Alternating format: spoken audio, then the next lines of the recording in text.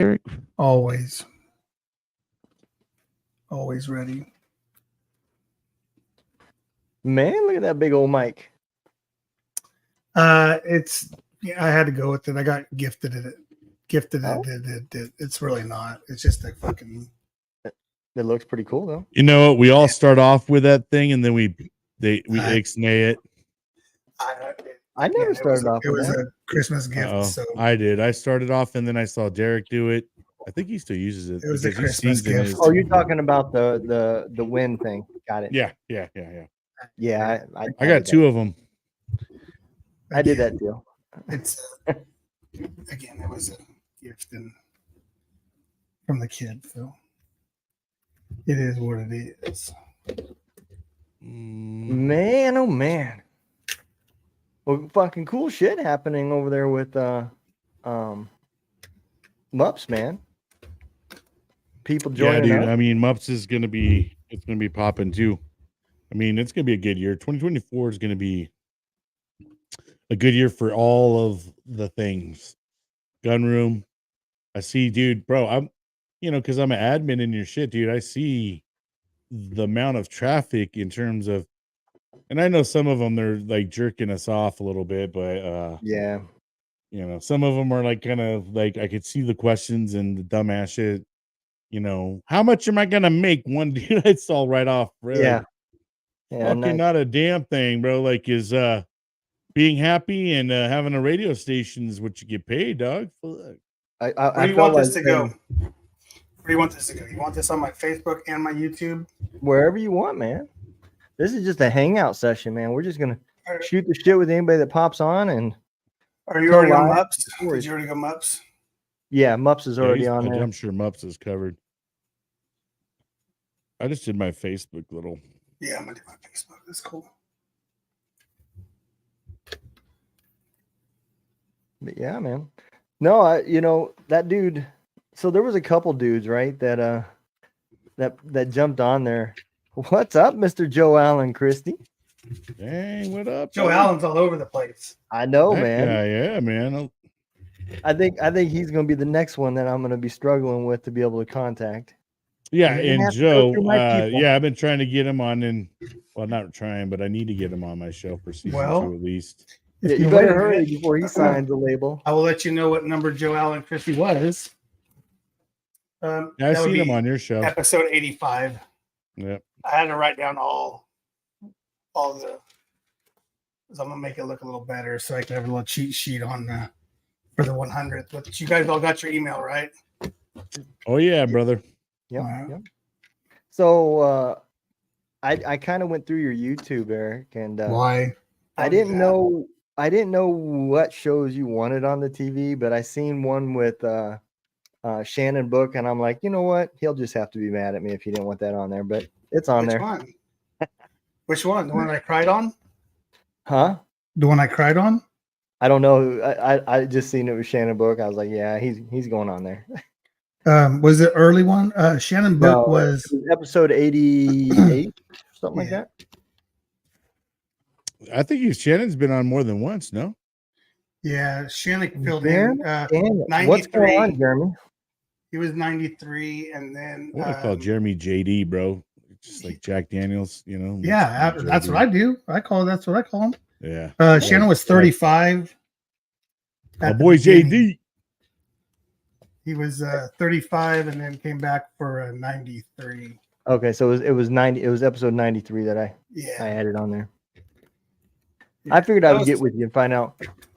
And then I almost screwed up, man. So I was trying to figure out a way to where they would release, right? And I read through Vimeo, and they said, if you have them private, nobody can see them, right? So I started your Brian. I started your channel for Roku, and I locked it, and then I went on there, and sure as shit, man, you could see it, you could watch it. Perfect. I was like, no, I took it back off because that show hasn't released yet. Yeah, I went and looked yesterday. I was like, oh, maybe it's on there. I saw you put the videos on. I was like, dude, all right. Dang. Yeah. because I mean, the first time I checked it, there wasn't as much stuff on there. So you already got MMTV going, Yeah. and people. Donald is pioneering the way for veterans, man. I mean, on Roku channel, there's 10 channels, and we're one of the 10. So that's absolutely awesome. Yeah, man. And the cool part about this is, so I submitted the ship for Amazon. So I'm waiting for Amazon to get done reviewing the whole thing. It took Roku a good week or so before they finally approved it.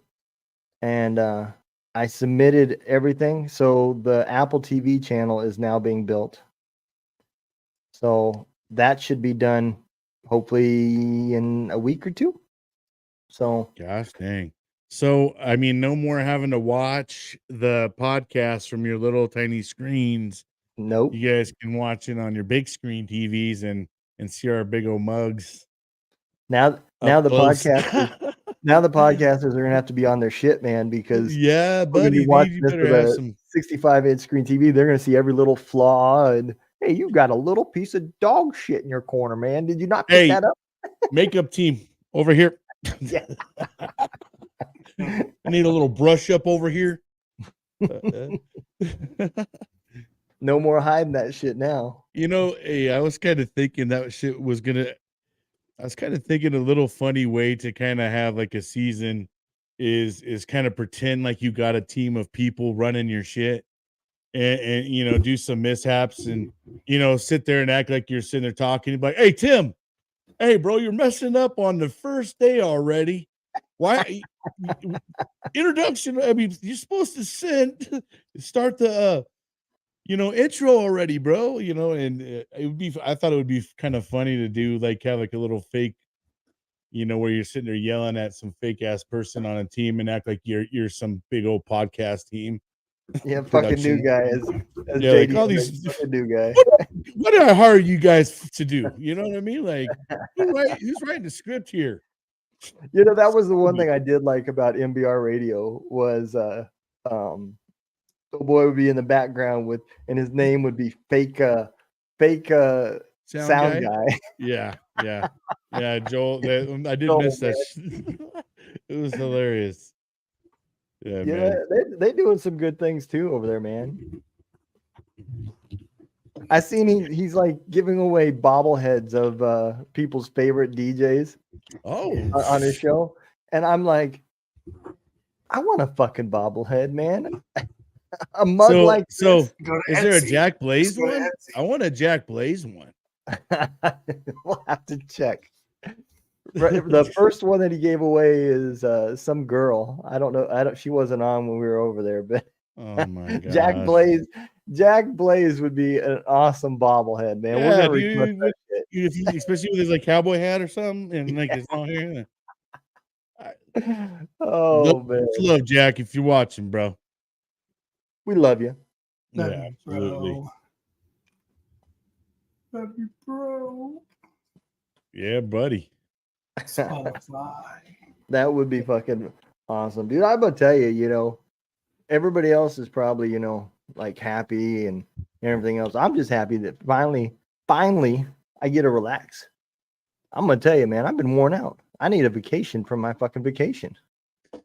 To say that you had spread yourself thin is probably an understatement. I mean, I'll put it, like the way Jason Steiner kind of puts things is having the iron in the fire. You have a lot of iron in the fire. You know what I mean? Yeah, there wasn't even a handle left. At least you're cutting, putting some out, or doling it. Maybe the fire's definitely never gonna be out, but bro, you've definitely the amount of things that you've initiated, started, got going on. I mean, well, I'm just glad my fucking roof ain't leaking no more. That's what I'm excited for, man. Yeah, and in between, he's over here plugging holes on the roof, and I did not expect that shit to be that bad, dude. I about fell. My son fell off the fucking roof too. Oh. And again, that or was a little bit rough. No. Yeah, I wasn't even there. I don't know. I guess he didn't fucking believe gravity was real. Dang, But man, you didn't even get to see it. no, and the cool part about this is I just got done replacing a whole bunch of fucking wood on my deck and it didn't break. I must be a fucking decksman too. Decksman. I told him my wood was hard. He didn't believe me. You know, you could tell Eric is a truck driver. He definitely doesn't use computers. He's Oh yeah, now I'm figuring it. All right, asshole. Here is that better? No, I can't even pay attention. I would love to see the the ergonomical posture and all that. Well, I'm gonna tell you, he's still young in this podcasting thing because I gave away the fucking pencil and paper a long time ago. I've got so many Word documents now. Oh my gosh, dude! That's just You have no idea how much who I have on. That's all, bro. Like I started out that way. Yeah, so did I. Let me tell you something. That ain't a finished The amount of product. notes. I mean, Well, that's what I'm saying. Let me You're show you supposed to take something. notes. You're all supposed to be all freaking technologically inclined, I guess. bro, Well, all that's what I'm this saying. is like totally just full of notes from Yeah. all my I previous shows. Now, what I do though is I do keep a journal for all my podcasts guests. So, like, I have season 1, which I've completed, and I fold them out, pop that out, pretty much done. Then I got another one for season 2, but that way I can kind of keep record of all my guests on and stuff. And then if you ghosted my ass, then I got that Oh, on yeah. there as well. Dude, I've been getting a lot You're of on my that. ghosted list, you know. I've been getting Timothy that a New, lot. what's up, brother? Good evening, man. What's going on, man? Here's another guy that I think 2024 is going to be his year, man. Oh, Mr. Timothy Newton. You know, I feel like 2024 is going to be a good year for a lot of people. You know, I it's think just so too, man. it's just one of those years, man. Even year, you know, kind of just a good year. I don't know. What is the Chinese New Year for this year? Backwards, it's 420. Oh You shit! know what I mean? All Yeah, now all it's starting year to come long. out. Now I know why you like Yeah, it. well, I just, you know, by chance kind of knew that. What I don't understand is how come fucking bourbon don't have a date? Because it's got to age, bro. And you know what I mean? That there 18, ain't no 20. date on bourbon. To just be, you know, let that baby age. Hell yeah, JD. That's what we do, brother.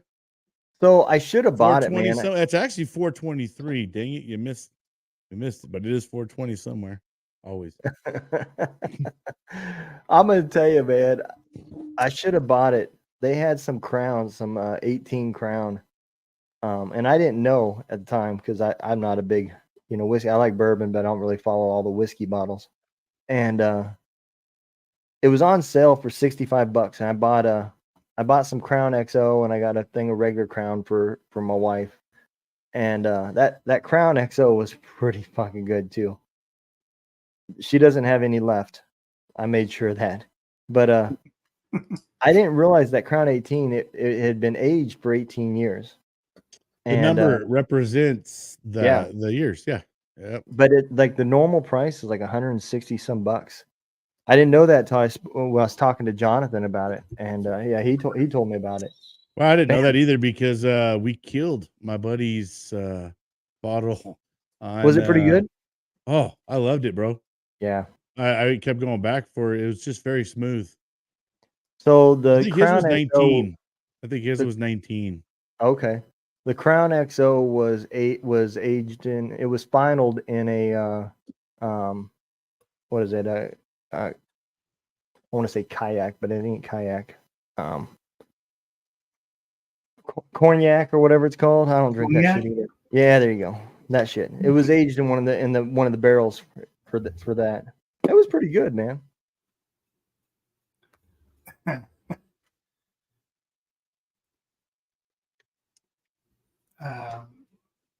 I sent an email. I sent an email to our sponsor of the Contagion Effect show, so we haven't got back yet. Look at that. And I got shit. some more. I got some more details too on that too, by the way. He's still working, man. Yeah. Look at you, man. You're becoming a professional podcaster. Wow. Dedicated. Yeah. No, I was just trying to get all the shit that I didn't know that was going on straight up. Well, I'm gonna tell you, man. There's We're a lot live, of. so we're not gonna talk shit. Well, I'm gonna tell you, and a lot of people don't understand this. For the two listeners that are out there listening, if you guys do not podcast, there is a lot of behind the scenes shit that has to be done to get your podcast even just seen. You know? Yeah. And I was like, when you start doing this shit, I was that guy that used to call people that did this content creators. I said they were the millennial version of panhandlers. That's what I used to call it, because I was like, this shit ain't work. Let me tell you something, man. I have never put more hours into anything than I have since I've started doing this shit. So my hat's off to all you guys that pioneered this content creating shit, because it is hard work. Yeah, I don't think I realized how much was in it either, dude, when I first started off, because I started off literally using my cell phone and my gaming headset. Yeah. And that's how I recorded my first couple episodes. And then I was like, maybe I like this a little bit more than I thought I would. And let me start looking into this. And then a goal of mine was literally like to try to improve my, the show and the looks and all that every single day, no matter how it was. But, it is a lot of work when you start to get down into it. If you want to do like the Canva, prepping before shows, and that, and I'm doing this true crime show now. And with that, I got to do a little bit of some research. There's putting stuff together. I'm kind of trying to make it where I'm putting photos in as I'm kind of narrating it, and kind of trying to, put a visual into it for a lot of the people that watch it. But Barbara Sim, it is a lot of work social media wise. You need to click the link to allow Facebook to tell us, or StreamYard to tell us who you are. But 3 hands, Barbara Sim, what up? Good job today on your TikTok live. That was awesome. Good job. Good job. Absolutely. I went and watched it. It was great. Yeah, fuck radio.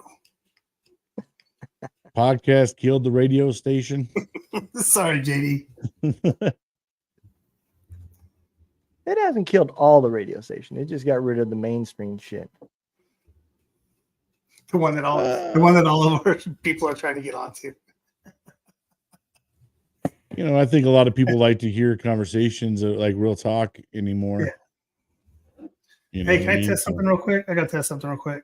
Go for it. Shit. Okay. Yeah. Shit. Oh, you have no cussing on your. That's awesome.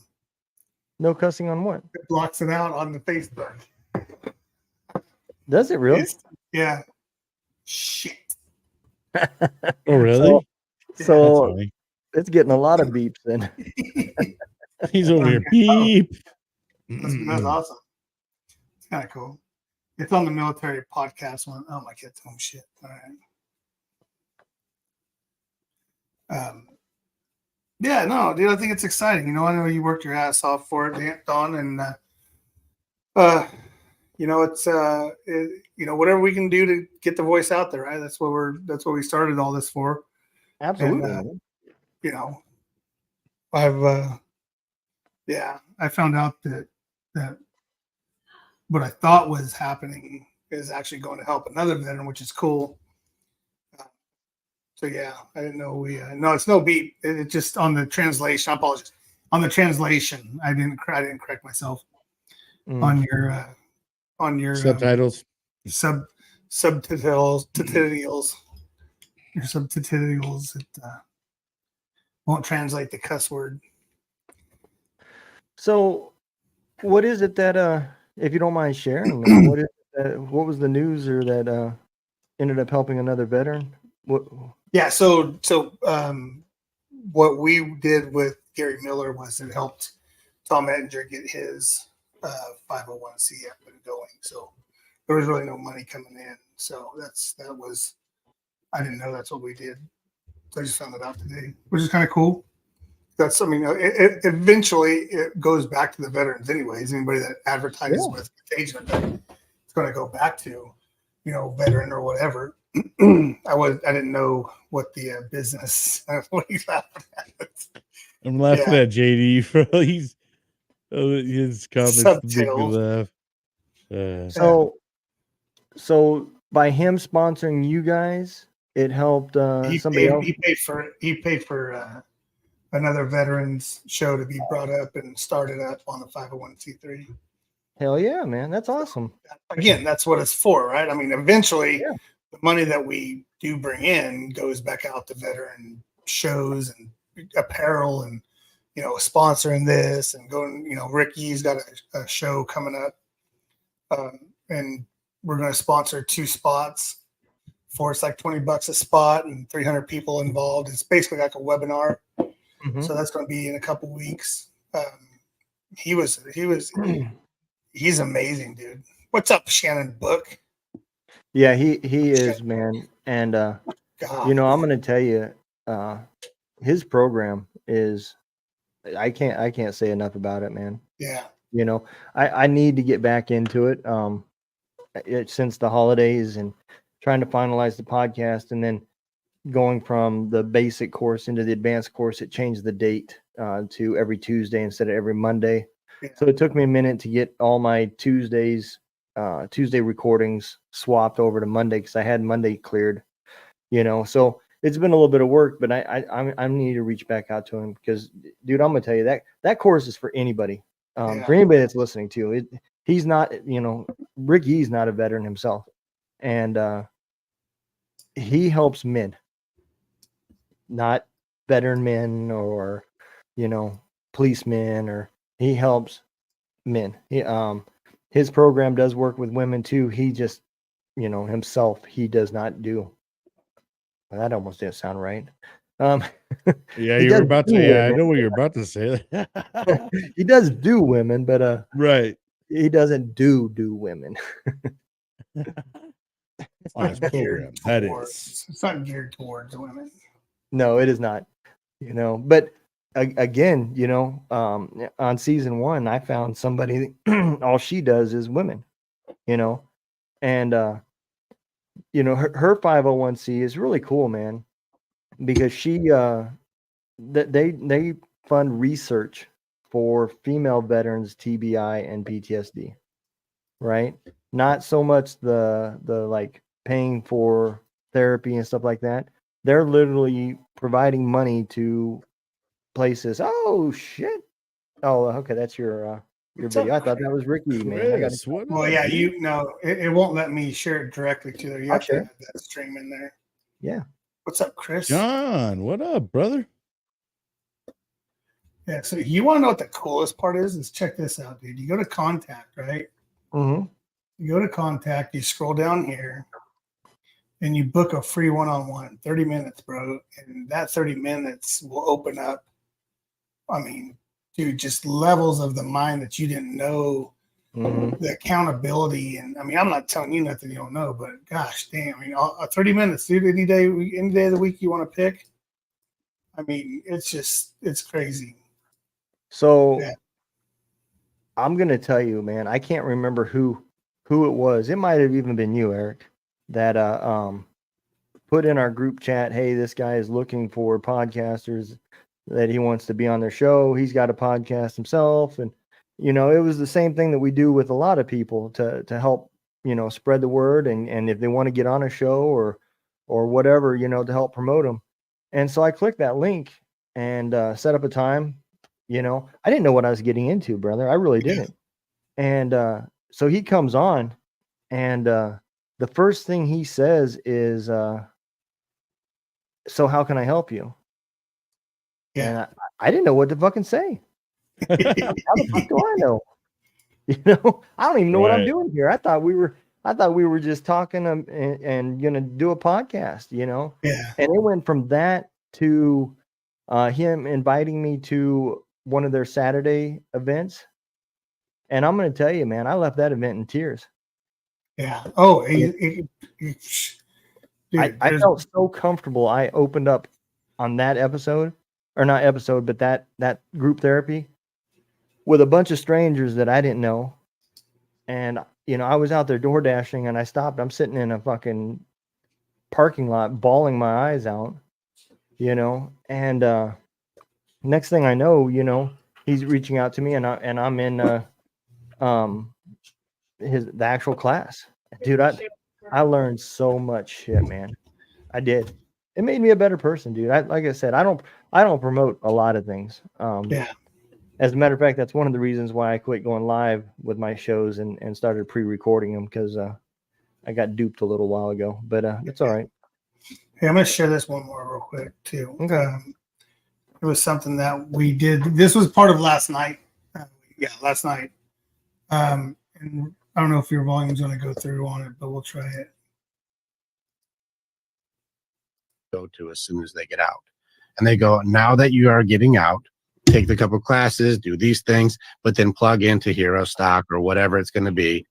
He's talking about veterans getting out of the military and how there's not enough positive influence or just education as veterans are getting out of the military. To say this is the Voltron where it comes together, where you'll do the mindset with me and you'll do this thing with you and you'll go rucking with these guys to take the body side and get that out too. And there'll be a spiritual aspect with these guys. And then there's going to be a emotional part here. And then there's going to be this part. And together we become something complete where that becomes the new normal. Who uses the analogy, the Voltron, right? You're all these little pieces and then brought together. It's like, that's what I'm talking about. It's just like normal conversation. I started laughing halfway through the show, dude. Yeah. I'm going to tell you, man, he's a great guest. And that's where the dream comes in. This is why together we are stronger. That will turn into. Yeah, no, it's absolutely. The dude's just a righteous dude, man. Had such a great time. What's up, Chris? What's up, Chris? Chris, bro, what's up, man? That's exciting, dude. Congratulations. Oh, yeah, no, it's awesome. It's one of my favorite hats. So let's jump on the old EDAS train, man. Betsy. Where did season 2's idea come from? Hi, Betsy. What's that? Where did season 2's idea come from, man? Well, first off, I love true crime. I've always had an interest in it. When I was a kid, I liked watching cops. I like watching jail shows, like all that kind of stuff. I love the 90 days, you know, or the 90 days in or whatever. I love watching all that kind of stuff. So I don't know, man. At first I kind of was tossing up a couple things, and now I actually have even more ideas for other seasons since I've done this now. And other people have actually reached out to me and said, "Hey, listen, you should start maybe doing something on this." And I was like, "Ooh." So I got another idea, but so basically, man, I decided, hey, why don't we just kind of do a true crime military edition, and let's let me see how many contestants are out there. You know, how many crazy fools are out there, bro. I could probably go a couple seasons with them, man. I mean, so far I have a list of 20 that I'm working on. I've already knocked out all of the episodes for January, so I'm completely filmed for January. I'm working on February right now, and so it's just, you know, I couldn't believe how many there are out there. You'll be shocked to listen to the. I didn't even know Jeffrey Dahmer was a veteran. I didn't either. I had no clue that crazy fool was. And I mean, there's just a whole list of them that you're just like, oh, sheesh.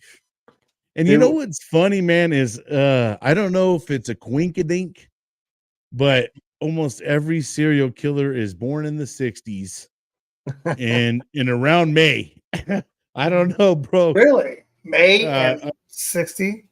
in the 60s. Yeah. So I mean, and I think too, a lot of serial killers got away with stuff because they didn't have the technology that we have today. And Oh, yeah. they're able to, and especially cameras everywhere. Like everybody around you has a camera. And not only that, to mention there's probably up in a light post or some, somewhere else in that Oh, they some can see down the street. convenience store. Yeah. Google Maps, like, like Yep. there's just all these different ways to see stuff now. So I don't know if that had anything to do with it. Cause I'm trying to, as I'm going through doing this, it's kind of a little investigation work for myself. I kind of like to go through the childhood about like kind of when they're in high school and stuff like that, and just go all the way Jim back. better watch out. Jim better watch out. You trying to figure out how not to get caught? How to get away with the perfect crime? No, I just really love it. Beat your ass before you even got there. Yeah. So no, what I'm trying to say is I'm trying to kind of see if was it the way they were raised, was it their military career did something kind of offset them there, or was it just always in their blood, or was it in their personality in general? You know what I mean? And how many of these were actually in war, man? Now that I think about it, you look at the time frame. I don't think Timothy McVeigh went to Desert Storm combat. would have been his time frame, but the bombing he did that in the late 90s. I mean, he could have been a Desert Storm. Maybe. I don't recall. What was it, 95, 96? So far, though, that I've seen, I do want to say one of them is a Vietnam actual veteran from Vietnam. So, okay. It's just I've done so much research on them; they all start tying together. Yeah, but a lot of them are Army veterans so far. What are you trying to say, man? I'm not going to say much because here's the other thing: is you got to realize when in statistics, the Army is probably one of the biggest branches in terms of quantity. They do fill the quantity. That's why they call the few the proud. There's not that many badass motherfuckers. Look, all I can say is we didn't take out Kennedy, damn it. Well, so yeah, I mean, so maybe the guys that assassination wise, now you start talking about assassination wise, we'll shut up there because Marines probably got that one, but that's just, I know it's sad to say, but we're badass snipers. I mean, that may not be appropriate right there, but well, I believe if I'm not mistaken, you're gonna say that, Jonathan, bro. Take that Army somewhere else, huh? So, have you guys had Kimmy Gwinner on yet? I have not. No. Yeah, she's coming up. She's my 99. Bro, you usually get some people on there before they I'm an asshole right now because I got a couple I'm holding on to. Nobody does research like Eric. All the way back when I first learned about the contagion effect. I'm not going to say the person's name on this show, but there is a person that he had on his show that I've been trying, and the dude, he was going through some hardship, so I give him a break, Yeah. All of a sudden, I seen him on Eric's show. I'm like, is that T22? This will be, yeah. I was like, oh man, okay, all right, bro. I'll be honest with you, it wasn't. For the record, it wasn't a top 10 show. Just saying. You're going through shit. You're going through shit, right? I mean, God. Right, true, and more power to them for coming out. And the other, I'll be honest with you, and staring at all you Marines out there, because the ones that I've actually had the hardest issue with, or ever got ghosted by a guest, were my own Marine brethren. Hey, so let me address the Paul. That's great. So that's funny that you say that, because coming up on the Contagion Effect on Friday. No, why did I say Friday? Why would I even say Friday? I don't know, bro. Because Why would I did say you move Friday? your show now? Good Lord. You've been doing Thursdays for how long? Good Lord. The reason why it looks like I'm making love to a wild boar is, if you do the privilege, Dylan. Yep. We are having Griffin Coiner. And if you're a firefighter, you'd know who that is, because he is also known as Salt Stash. And he has a magnificent beard. I mean, mustache, beard, but they sell beard product, mustache products. And so it's the only reason it's getting way crazy, because normally it's a little more tighter and neater. You said he was a firefighter? Yeah, he's a firefighter. That's why, dude. Those guys got the best mustaches. Bro, they got. Oh, just wait, dude. Hey, you see a little bit? You can see a little bit. I mean, it's the only reason I'd never let my shit go this. I mean, so we got some wax. We might have a little mustache handle. We might have I feel like Hero Stock inspired you at first, bro. Like, bro, I'm telling everybody you, there had a dang facial hair. Yeah, man. Yeah, so that's why it looks like a wild boar is making love to my face. I got a couple guys at work that have crazy mustaches and stuff like that. It's great. This guy's just a legit dude. And everything that he sells goes back to first responders and firefighters and stuff like that. So yeah, that's why it's all. I mean, it's pretty thick. Hello, white. Isn't that crazy? Give a shout out to Wills for Warriors. Oh, yeah. There you go. Yeah. Wills for Warriors, and congratulations. They do out there. Jesse just got awarded in his hometown in Nebraska. Yep. Veteran of the Month. Yeah. Dude, Veteran of the Month on the TV show. Congrats to him. They do great things out there, dedicating a bike to veterans. I got the opportunity, actually all of us got the opportunity to see it first in person at a Hero Stock, and to watch someone receive a bike that they weren't expecting is awesome feeling. And not only do they give a bike away, but they basically support the person for the first year of the bike. They got gas, they got riding instruction, so yeah, they don't just give you the bike and say, here you go, and just say peace out with it, dude. They really take it down the course, which is amazing.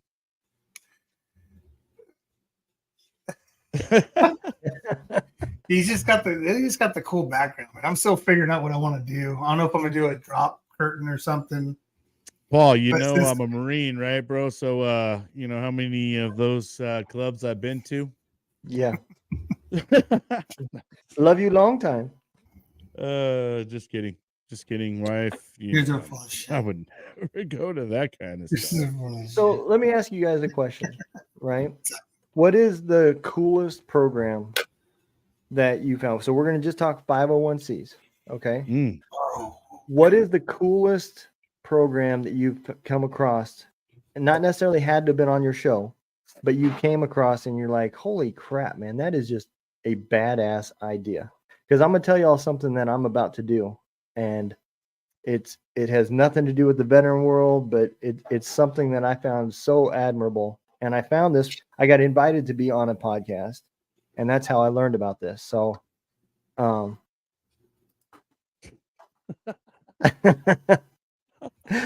trying to figure out how he can see what I'm wearing underneath the damn desk. How did he know it was hard? What do you got going? Yeah, it's your show. You go for it. But so either one of you guys can start, man. What is like the one thing that you found that is just like fucking badass? Go for it. There's a couple for me, honestly, to be honest with you. But I'm a huge believer in not only just someone talking the talk about their nonprofit, but showing that they're legitimately doing stuff. So like I had on Wacky Wednesday, Joe, he takes veterans out hunting, and I mean, they do a lot of hunts, a lot of fishing, a lot of just outdoor stuff in general. Mm-hmm. Not only was he able to come on the show and talk about what he does, but he has nothing but picture after picture of them outings and all the great things, smiles on all the veterans' faces, and so that right there means a lot to me, and that it shows that not only is he talking, but they're walking the walk too, because a lot of, there's a lot of nonprofits out there. They need donations, they need help. And Yeah. sometimes that's all you hear them talk about. And then you don't ever get to hear the testimonials and all the things of what you're seeing great people do. Yeah. Yeah. Joe that's Wesner. Yeah, dude, great dude. Yep. And literally I love seeing all their stuff, and I share them all the time on my page because I just love their outdoor stuff. And like I said, everyone there looks like they're having a great time. And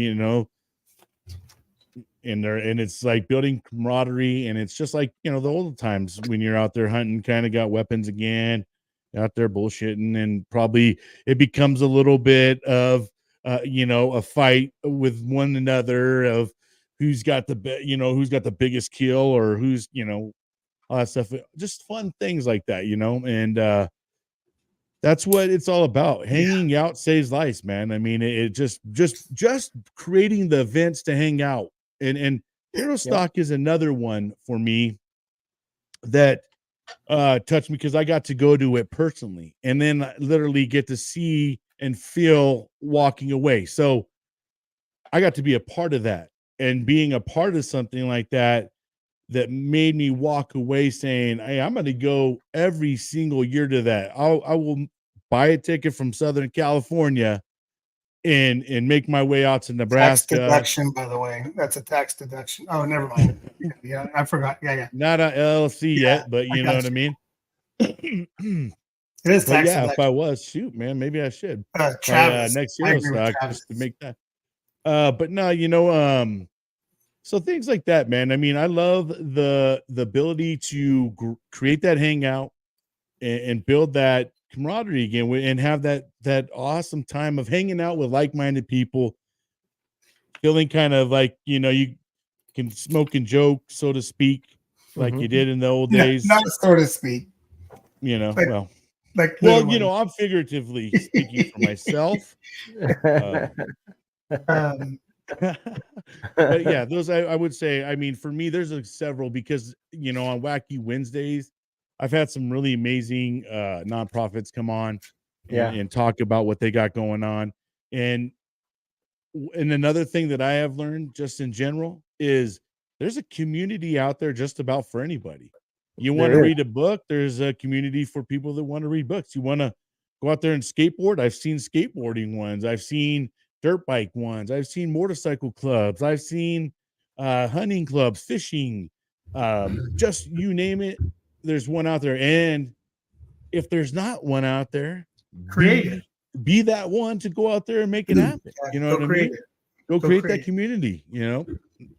Now's the time. It's a great time, and with the VAs, very filled with, there's a lot of, they probably, many years they go by, they don't have to deal with combat veterans so much, but now there's a lot more combat veterans that they got to deal with through the VA system, so it's a lot more probably plugged up than it has been. So a lot of these other places to kind of pass time for some of these veterans, to kind of give them a ledge to hang on while maybe the veterans backed up, the VA's backed up, and some of these nonprofits give them hope.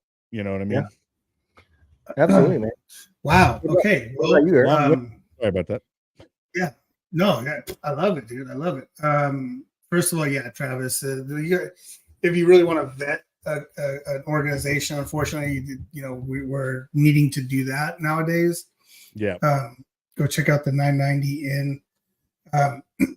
For me, I mean, obviously, the thing about Hero Stock is, we're going to pimp Hero Stock every chance we get, because we know and we've seen the benefits, we've seen the hard work, and we know what it does, right? But even though you said they didn't have to be on the show, Dawn, for me, my first one would be trying to send you. Can you share that, please? Yep. Would be 22 Mohawks. Oh yeah. Yeah. I can't forget about them. To be honest, like this was one of the original. I mean, he was our 32nd episode, but it was one of the original ones where I was like, I want to check out what they do. And bro, like not knowing and going in and looking. I mean, just the Pup for Vets, bro. Like 100 dogs. Bro. Yeah, 100 dogs. And so this is another nonprofit that walks the walk. They don't just talk a talk. You know what I mean? That's what I'm talking about. And so it's and like we said about with Jesse Cunningham and Wheels for Warriors, you start your application right here. There's the training. You can foster. I mean, obviously, it's a little harder for us to foster because we're thousands of miles away. But if you're local to Massachusetts, bro, they're always doing something. Yep. They're always got something going on. And like that's man's best friend, right? I mean, everyone talks about that. Bro, they jump out of planes. They do dogs, and they also do like yoga classes. Yep.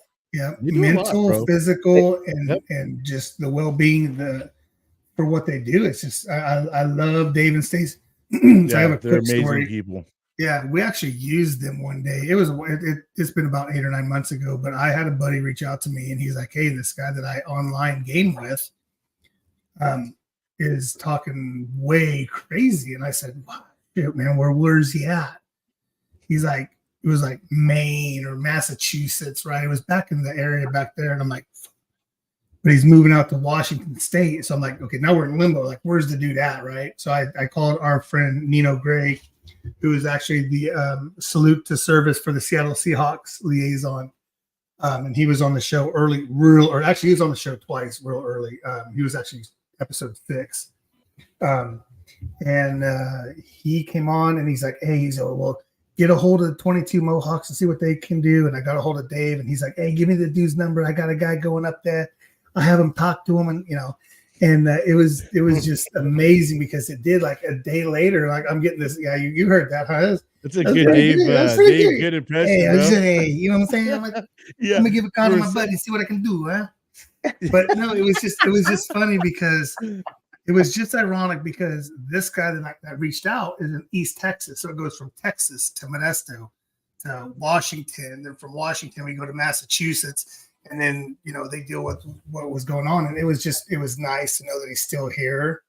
He didn't take all of Dave's advice and go through what the program they had, but it was nice that somebody checked on him and he goes like you're still here because of people give a shit, right? Don't forget that people care, even if they're not in your corner. Does that make sense? No, but absolutely.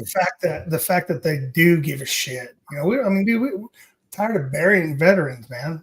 Tired of burying veterans. So absolutely.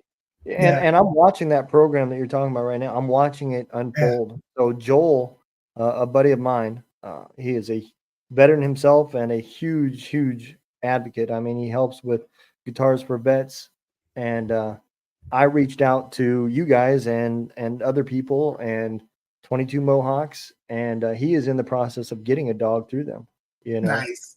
And so let's follow up with them.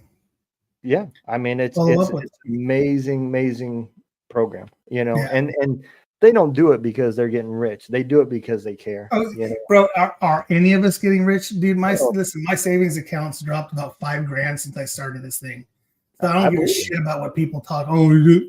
I don't do it. I'm not doing it for the money. I'm doing it because I get to talk to you guys because we're brothers. I mean, bro, I don't know where you're at right now, Dawn, if you're in Missouri or if you're I'm in Missouri. Yeah. So, and I know you're in SoCal. It's like, but that's the thing, dude. I just talked to a guy from Chicago last night. We're going to talk to a guy that's, in freaking Minnesota the day. It's the crazy part about all this, and we give a shit. We're not just lip service. Like, we don't have to get along. We don't have to agree on everything. Because that's going to make it boring. Right. That's That's I part of didn't the like network. being left in the back room for 4 minutes. That kind of pissed me off, to be honest with you. I was like, bro, like if I had a rock, I would have thrown it at you and hit you. Well, it Like, was yeah. because he was cussing out Bet Mix, you know. Yeah. So I was like, Instead of a well, bitch wouldn't turn on. you know. Hey, and then real I was quick, gonna have you I'm gonna- share this real quick. Just Okay. share just because we talked about it, but this is Joe Wesner, the Ultimate Veteran Adventures. You guys aren't following, go give them a follow, give them a like. These guys are literally, what's up, Brandon? What's they up, Tim? practice what they preach, Adam, what's going on, and guys? they're out there doing great things. Very impressed. That's with the awesome. Ultimate Veteran Adventures. So And where are they located? I think Joe is somewhere out east. Sorry. So let's see, Ohio. Yeah, it is Ohio. It is Oh. Ohio. Yep. Yep. Man, it's the only state that probably has it. But he does. They do things all over, man. I mean, Yeah. They're actually one of the larger hunting. look at this pheasant nonprofits. hunt going on in Michigan. Michigan, right? Yep. Yeah, Michigan stuff going on. So yeah, I mean, just picture after picture of them, really testimonial stuff. You know what I mean? Yeah. Yep. Hey, last one I want to do before I jump off real quick. I got dinner. Go ahead. You can remove it. I just want to show this real quick. And it was one that I had chased for a cool minute. It was over a year and a half. This is Eric Ward. Eric Ward's family started this, the Forward Project. That was so hard to say too. What they do is they have rocks, different sizes, and they're all numbered and dated and placed all across the world, really. And Eric is part of the 22. And so we went through a deep discussion about that. Because I mean, when you're burying your son, you know, it's tough. Kendra and Brian came on and talked, and man, we had a good moment. We had a couple of good moments on there. And you know, jovial, laughed all the time, was the comic relief on everything. The first to go do things, the last to leave type of kid. Never got in trouble, and I mean, just it's the reason why we do it, right? But God dang it, like it just sucks. It just sucks. I mean, you know. But those were the two. Those are the two. Well, like again, like we said, the three. Ward was a young dude still, man. Young, yeah. A lot of life left. Yeah, I mean, it's the three. Those are the three, you know, and obviously, again, you know, we hold hero stock near and dear, and always will. But those were two that I kind of was like, oh man, like they're doing good shit and legit. You can check on them. They're posting about what they do. They show you what they're doing. You know, it's we all when you get burned on something and you're like, oh, what's this guy about? What's this place about? Or what's this program about? And you go and you don't see no pictures, you don't see nothing that's happening. You're like, well, that's unfortunate. Yeah. But you know, it's I'm the type of guy that takes everyone for their word, you know, and that's just the way I'll always be. Yeah, but, unfortunately, that's what got me too. Yeah. So hey, I love you guys. I'm gonna jump off. To all of us. My wings are burning. So all right, man. I appreciate you guys. Love you guys. I'll be talking to you guys later. Hey, love you, brother. Man. Take care. Bye. So I had a guy reach out to me, right? And I don't know how you do it, but for me, like every season, I don't have I don't know, a mascot of what I want that season to be like, right? Right. Yeah. Yeah. But I have a goal. Direction and yeah. But I have a goal of what I want to get out of it, right?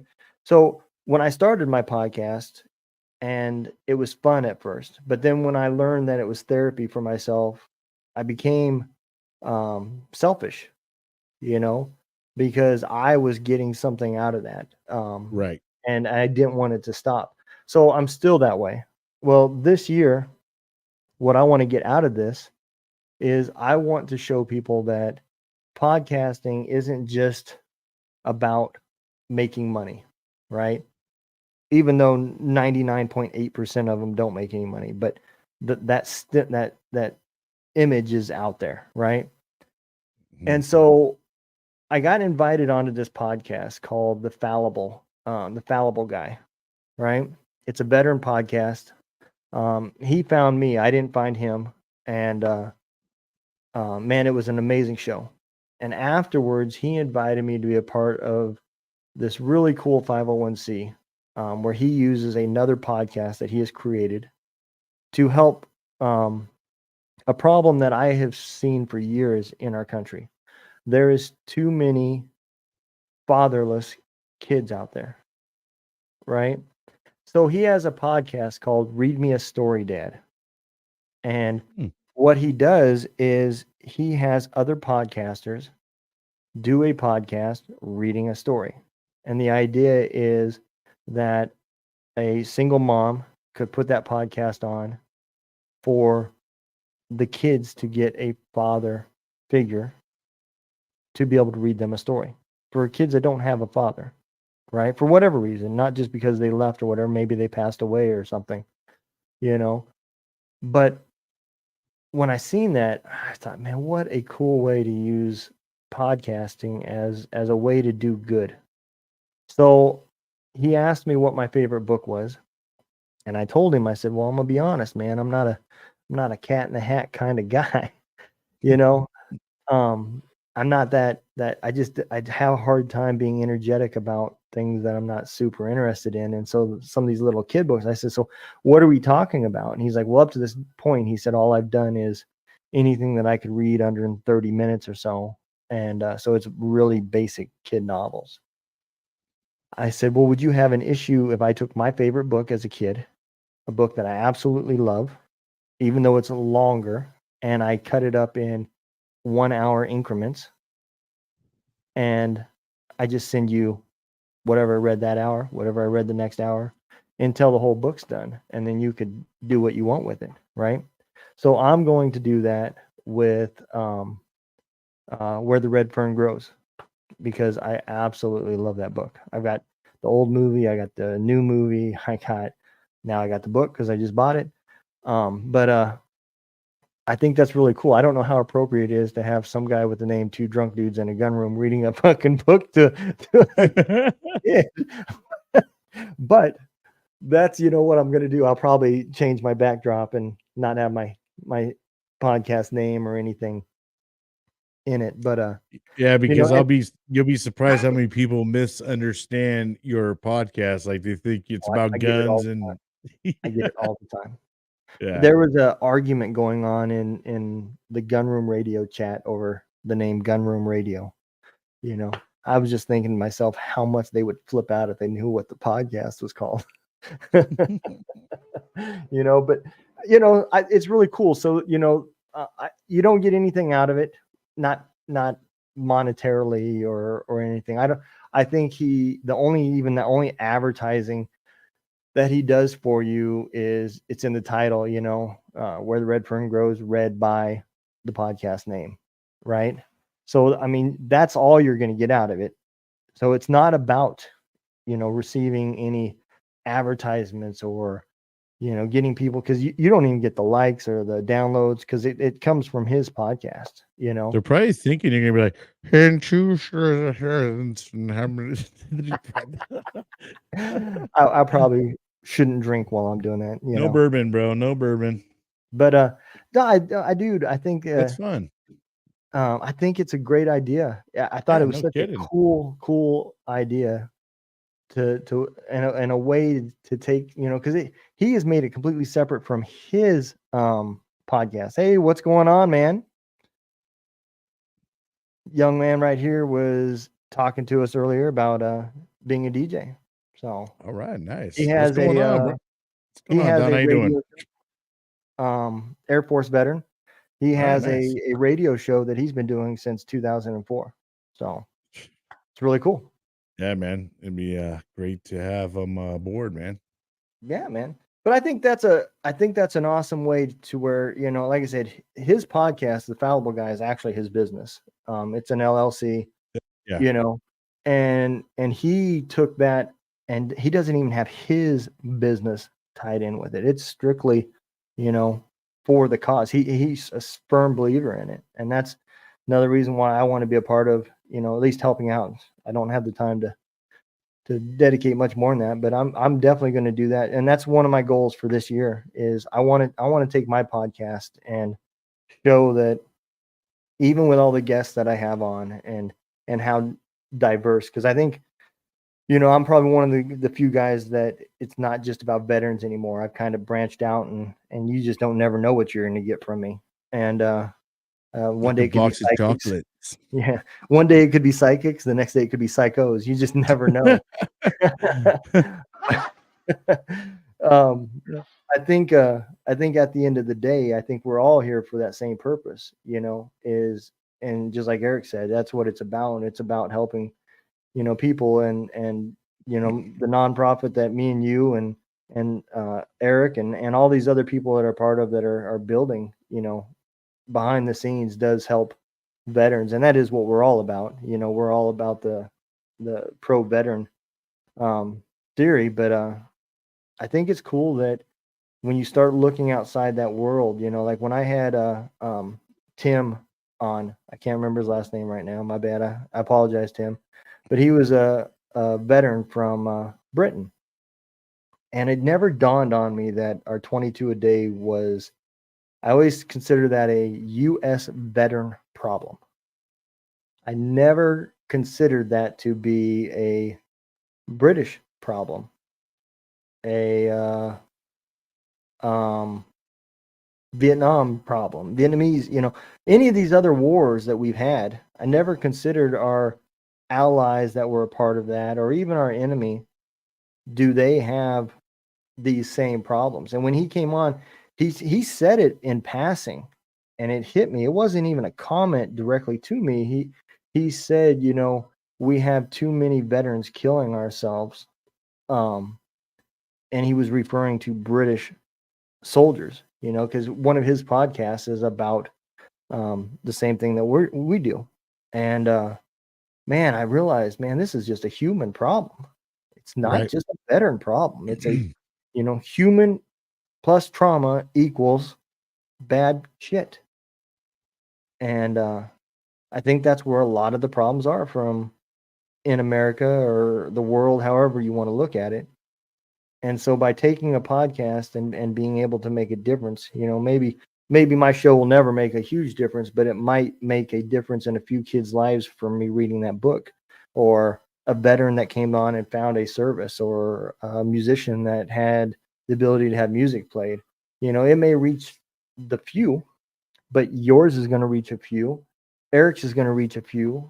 The other guys that are coming on with us, their podcasts are going to reach a few, and collectively, we're going to reach a bunch, And that's the main goal, man, is just trying to get, the word out there about so, I know you say like you kind of open yourself up to diversity, but I still have watched your show, and it's, even though you have diverse guests on, you still relate a lot of your questions back to your experiences. So it always relates back to the military. So it does. Even though you do have diverse guests on there, you're still having a different spin on it. And there's a lot of people that don't get to get that insight or that outlook of what's going on in the mind of, soldiers and, military members that experience going through stuff.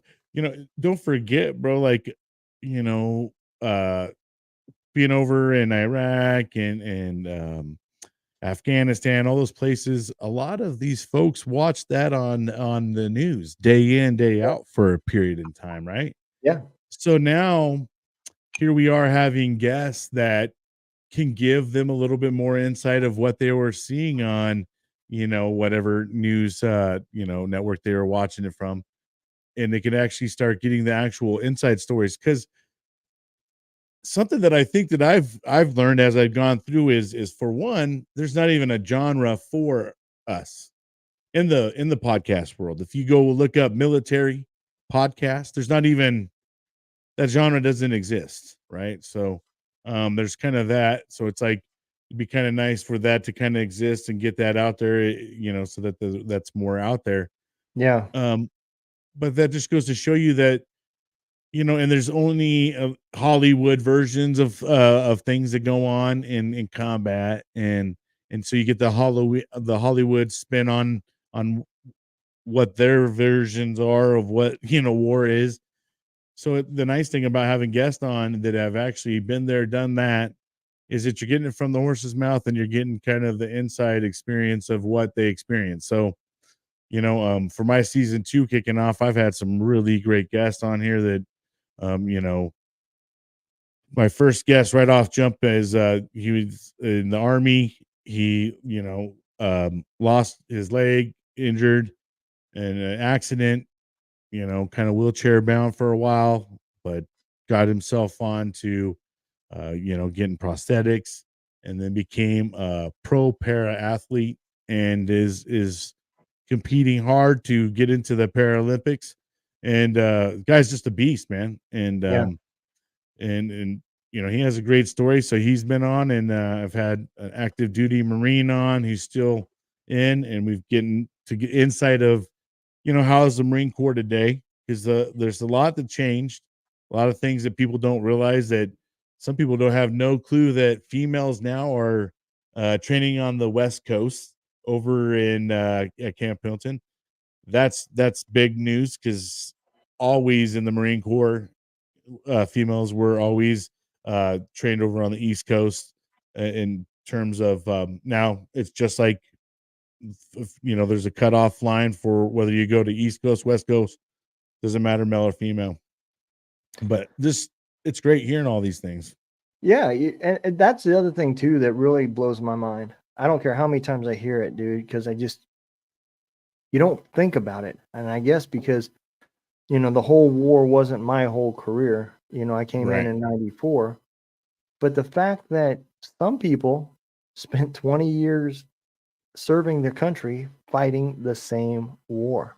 Yeah. And it just blows my mind every time I hear that, and the first time I heard it was with DePrado.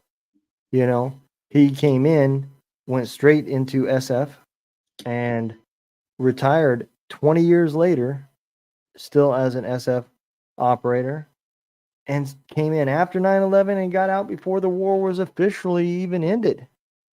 And it just blows my mind to say, how hard of a problem does the VA really have?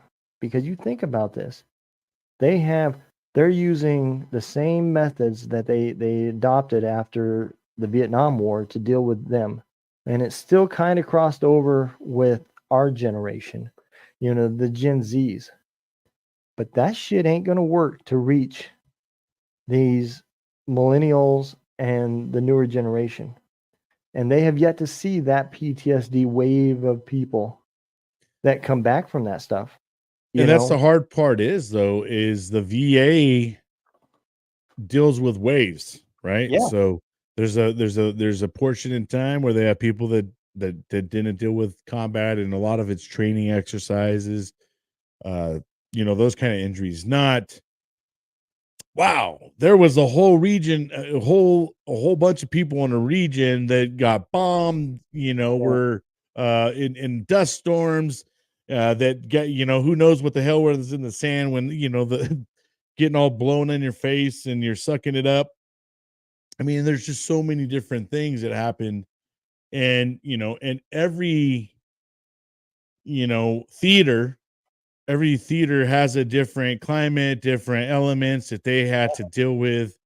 We didn't have to go through the swamps and have, all those kind of things, so to speak, unless we're going through like the Euphrates River and the Tigris River, but, there's bridges and stuff like that. But like if you were in Vietnam or somewhere like that, them dudes had like jungle rot and, things to that nature. And, in the World Wars, they're on the beaches and fighting on, sand, like soft sand, you know, and here these last wars, in terms of what we've experienced, some of them were in very open areas, and some of them were literally freaking door to door combat. Yeah. You know what I mean? Yeah. All in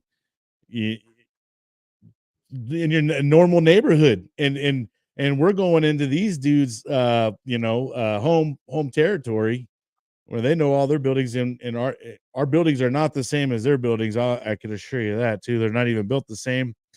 And so, I don't know, man. I start going off on a tangent on that one, but No, you're absolutely right. So that brings up another problem, right? And God, I wish I could. We're having the conversation that I really want to have with a Vietnam veteran so bad. right, But yeah, the thing that I always look at, right, is the challenges with your TTPs, right? Not just, the fact of how bad was it, not what the bad things that you've seen that gives you nightmares. That's not the conversation I want to have. I want to have the conversation with the challenges that we faced that was different between the generations. And you brought up that valid point, man. In Vietnam, when you came across somebody in the jungle and they weren't wearing an American uniform, you knew they were enemy. They kind of had the similar problem when they got into the villages, but it was pretty safe to assume that they knew not who many the other enemy people- was mostly. Right. We didn't have that luxury. Oh, You no, because it you was went through a civilian door. populations. Yeah. And you went through a door and maybe there was an 8-year-old there. But just Mhm. because he was 8 didn't mean whether he was an enemy combatant or if he was an 8-year-old child. You didn't know anymore. Yeah. And that's the stuff that is just so brutal to think about. And then we took those same people and said, well, you're going to go, and then you're going to go again, then you're going to go again, and then you're going to go again. It wasn't like the draft, at least with the draft, you knew 365 days later, you were no longer in the military and you were not staying. World When War you II. deploy into war, you quickly realize your numbers, right? Yeah. And you start to realize it, because the thing about it is, the longer you go with your war, you're taxing out your people, because you start running out of reinforcements. Now, reinforcements have already gone through this iteration 3 times, and some of these guys went through too many effing deployments. Yeah. I think one is a fucking lot, but I mean, they probably should have cut it off at 2. Some of Yeah. these dudes 4, 6, 10, a dozen.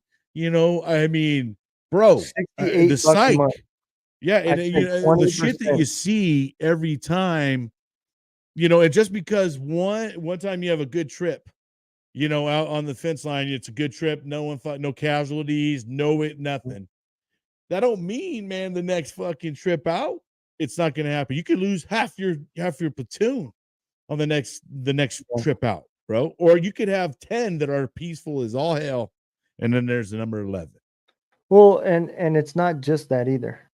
Like you Right. said, it could have been a peaceful trip, but the wear on your body that is spent with adrenaline pumping through your body for that whole That trip. too, bro. That's a whole other You know? element that we don't even talk about, and you don't even really ever think. And it's hard to ever explain that to people in general.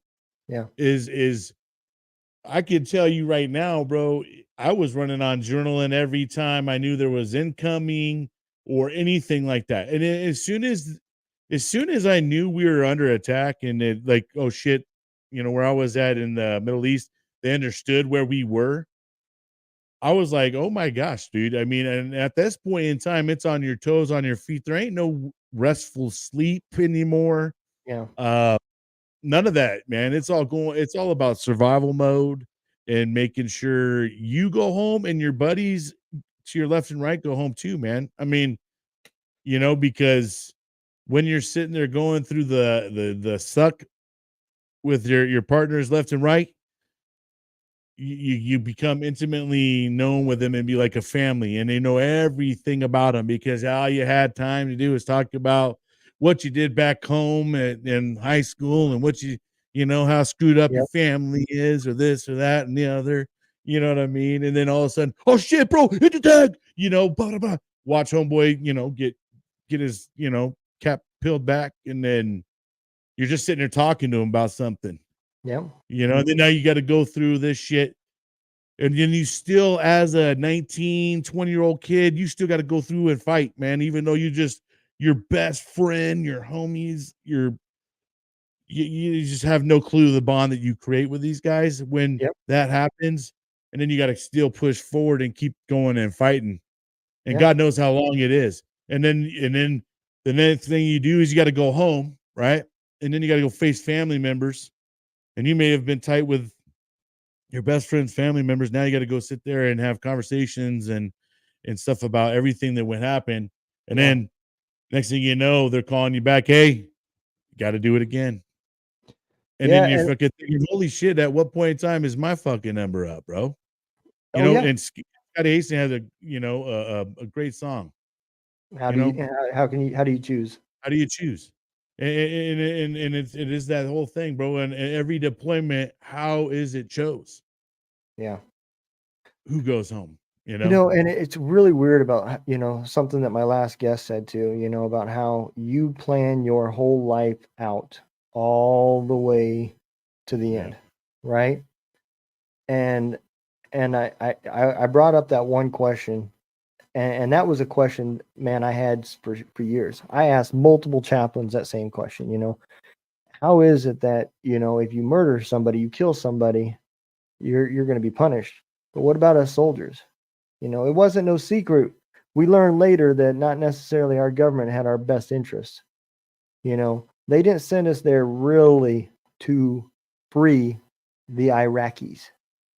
There was political gain from a lot of the stuff that we got sent to, and I think that is the case since after World War II. Those two wars were probably the only true legitimate, hey, you guys get a pass. You guys were really fighting evil, bad stuff that we should not have had on this earth. Then you got the Vietnam. The rest of it was about politics and implementing the Western ways into other countries. I don't care what anybody says. And that can be a different topic. But my point being is, at the end of the day, right? How is it that you can sit there and send people over and over and over again and then not provide some sort of tried system that's going to help them, and it's frustrating because, I wish there's another clause, man, that before I die, I would love to see implemented. There needs to be a law, man, that says after X number of months, that person is no longer deployable. It's such a fine line, bro. Like, even when it comes to training, right? Right. There's a level of sense that you have to knock out of a human being so they can go fight, right? Yeah. And they can make it through it. And there's still people that go through the training who can't, Yep. that are like literally fucking shivering and crying and got the boogers coming out, whole nine. No matter how much training you go through when it's live, there's a lot of stuff you don't train for. But we all, at the end of the day, even the 20-year guys, are going to go into civilian world at some point in time, and we're going to have families, we're going to have kids, and all those kind of things. So that's kind of the concern, is that, like, especially a large portion, probably I would say 95% of the Marine Corps is a 4-year term. And then there's a lot of Army's the the same. reenlistment time, is not as much. There's not as much reenlistment. A lot of 4-year term Marines, they're done. So a lot of these trained killers that you got going on, they're giving you 4, and then they got to go give their family the rest of their fucking life. Yeah. Right. So my thing is that if you send them over somewhere and they see some kind of shit, you probably need to have some kind of a support group for them and some kind of thing, because I know when it happened for me, and in my time was, I was over there in 2003, Operation Iraqi Freedom, and my EAS was 2004. Well, they did a stop loss for everybody in 2003, right? And then I they remember had that. lifted the stop loss They only did the stop loss maybe 6 months, because I watched dudes that literally one of my buddy yeah. Hartman, man, he was literally getting ready to go check out, and they're like, "Hey, you've been stop lost," and because when you do when you get into the military, you actually do a 8-year term, 4 years active, 4 years inactive, and what that means is during that inactive time, they can call you back, and you sign that contract. So they can technically stop loss you if you did not do the full 8-year contract. So a lot of these dudes got stop lost, and you just see their whole morale go right out the window, man, because just some of them weren't ready for because once you deployed, sleep deprivation happened. There was a lot of sleep deprivation. They had us unloading ships, because we had to get ourselves set up over there, and I was one of the first people over there. But when we got done and when we came home, there was nothing, bro. Like, it was literally, here's your paper. They didn't even have. It was kind of like a skeleton crew as I was kind of checking out too, because a lot of people were deployed. So um, there wasn't any concentration on like, oh well, hey man, this guy's been through X, Y, and Z. We should probably make sure he's got this, because when you're young and you're programmed a certain way, dude, you don't got problems. You don't got any issues. You're still, you're a bad motherfucker, and when something bad goes down, it's not you, right? Well, you don't want to look different from that guy that's to your left and right. Yeah. Because that's not good. That's when you get smoked. That's when your career is in trouble. That's when everything bad in the Army is because you don't look like the guy to your left and your right. And so at the end of the day, our mindset is giving us that. The tool in our toolbox is deal with everything with anger. Don't fail. If you do, keep trying until you succeed. And move forward. Mission first. Those are the tools in the toolbox. Well, those tools don't necessarily cross over. Not when you're raising kids. And I'll tell you, with my first 2 kids who are now pretty much adults, TJ, what up, brother? I'll tell you, dude, I treated them a lot like I was a drill instructor in some ways. Like, if I told them to do something and they didn't react, I'm just like, you could die. You could die. If something was bad to happen and you guys didn't react, that would always kind of be my go-to for them if they didn't do something. And I'm just like, hold up. They never went through boot camp. Yeah. Everything is, them cleaning their room or them doing this isn't gonna life or death situation. You know what I mean? I was like, okay, I think I hit my 30s before I really had realized it. And at that fucking time, it's already too late. They're hitting into their teenage life, and I've already gave them their childhood trauma. Yeah. I gave them their psych bill, for their first psych bill. My wife had to pull me aside, and she's like, "They're not your soldiers. You need to stop talking to them like that." And yeah, see, and I didn't really have never no one realized to tell me that, because I was kind of a single dad, for a large portion of my kid's life, and then I had dated some girls in between and stuff like that, but I just wasn't healthy, so my mindset was bad. So, obviously when you're doing stuff like that, bro, you're making horrible decisions. And but there was no tools to help me how to raise children and not treat them like recruits. Right. Or treat them as though they went through the same training as I did, because I'm just wired that way, and my mind thinks differently. Like when I go into a restaurant, I don't go in there looking like everybody else does. I'm looking at where the first exit is, who's the biggest son of a bitch in this place, how many exits are here, all these kind of things. Where am I sitting? you know, like my mind goes into a different world, you know, as to like my wife's like, she's thinking like, I can't wait to have this margarita. Yeah. What am I gonna eat, you know? And I'm over here like, where's the biggest motherfucker? Okay, if I see him, all right, how am I gonna, you know, if something pops off, you know, my mind thinks all this different crazy stuff. Yeah.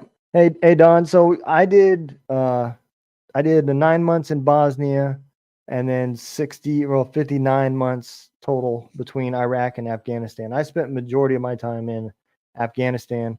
Brian did Iraq, and That's it. I'm 49. Brian, how old are you? 42. 42.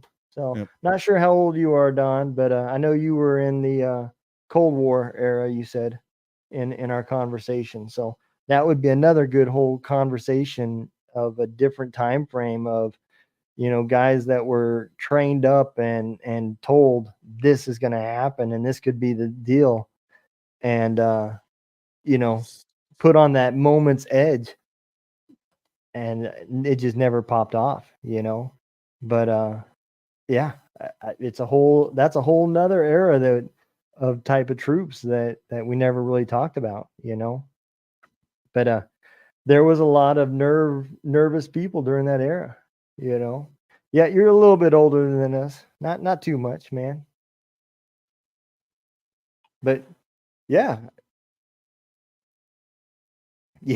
I think we all called it mop gear. I don't know what the Marines called it. We called it mop we gear. had mop gear as well. Yeah. Because we had to go full mop. We had to go full mop suit over in that hot ass desert, and we were in the 100 degrees, bro, running into scud bunkers, and these fucking charcoal suits, bro. Yep. Full I'm mop gonna tell you, suit. man.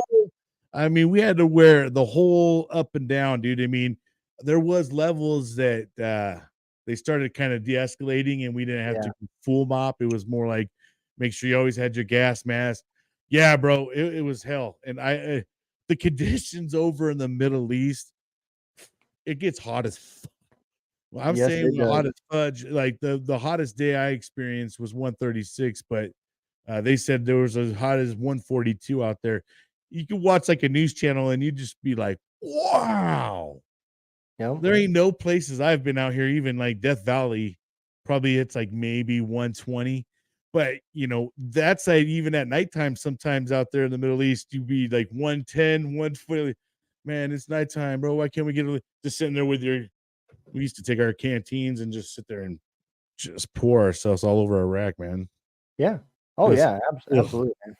Place was hot. And then full mop suit though. Man, I think we only had to do it for 2 days because when the war first started, they didn't know whether Iraq was hitting us with dirty bombs or not. So every time anything came close to landing, they sent out the NBC group and they would go out, test it, see if it was. And then to be quite honest with you, and I know this might sound messed up, but we had TCN workers, and they're called third country nationalists, and they would be working with us. Well, they didn't have mop suits, they didn't have gas mask, so they were our parrots, kind of. You know what I mean? Like, and we all were sitting there mop suited up, and the guys would be sitting there in the scud bunkers right next to us, and we're just like, he's good, man. He's not choking on nothing yet, so like we're okay. Like, yep. But and that's in training. I mean, that's TTP right there. Is when you get to that point of we need to find out if it's all clear, and you do all your tests that you can do. That's when you walk up to that private and you're like, "Hey, is your weapon clean? Let me see that shit." All right, now take off your mask. Break your seal. But I mean, that's the way it's trained. The lowest ranking, or no, it says least mission essential person. They don't say lowest ranking. It says least mission essential person. You know, if your lowest ranking person is the only guy that knows how to work the radio, you probably don't want him to take his mask off. But you know, and I think that you know, people probably when they think of war, they think of like it being like completely horrendous, which it is. But In moments. there's comedy in there still happening. You Oh yeah. know, guys are still being the rounds are literally flying over their head, fucking like damn near skimming, and they're like, "Oh shit, that motherfucker almost hit me in the head." Like, you know, No shit. they were just people were crazy over there, man. I mean, and the longer that we were over there, people started really getting stupid and numb to it. You know, thinking Yeah. like, well, you know, they haven't hit me yet. Like, bruh, I that was the one of the things that bit me in the ass was I got to the point where it get a couldn't little happen too to us, over, you know, yeah. and until it did happen to us. And I seen that video on TikTok all the time, man. And there is not a better video out there that demonstrates how sick of a sense of humor that military guys have, right? It's army guys and they're kind of hunkered down behind a rock and up against a mountain area, and it kind of looks like there's a press guy or a reporter with them, but maybe it's somebody with a cell phone. I don't know which. And it says, "What are we doing?" And he said, or no, he says, what is out there? And he said, um, blind. What is it? Blind Freddy is out there, and he says, "Why do you call what, or why do you assume that?" And he said, "Well, we're currently hiding from what we believe is a 49 to 55-year-old elderly Iraqi guy that is blind." And they said, "Why do you think he's blind?" And he said, "Well, because he's shooting at us, and he gets real close to us, but he hasn't hit nobody yet." So I need to find that video because the way he have you ever seen it? No. Oh my god, I'm gonna find it. Well, I Man. mean, I'll tell you what though, AK-47s are if you don't know how to hold them properly, they'll get away from you. That Oh yeah, recoil on an AK-47 is not like M16. That AK-47 will just them dudes were uh, I'm not gonna talk too much shit, but it was like pretty insuperior to them whenever we, you know, pretty much came up against a group. oh yeah, absolutely, man. And Like if you look, go there's a reason why everybody wanted one. versus battalion in one of those, they're gonna probably get disseminated by America. So Yeah, yeah, now you know the thing about the different wars and stuff too. Like those Vietnam veterans, dude. Did you ever see like some of those tunnels that they had to go through, and then the Vietnamese would sit there and booby trap all these holes and like and leave these guys to they tortured them. You know, and that's the one thing that a lot of people don't understand is our enemy does not play fair. And here we are given rules of engagement cards before we go in, you know, here's what you yeah. can, here's what you cannot do. We will make sure your buddy gets popped in the fucking head before you return fire. You know, Dude, the damn practically, ROEs bro. got ridiculous. I don't care what anybody says, man. We were literally handicapped. Let me see if I can find one. There it is. All right. Let me share my screen, man, because this shit is hilarious. This is the definition of military sense of humor. Share screen.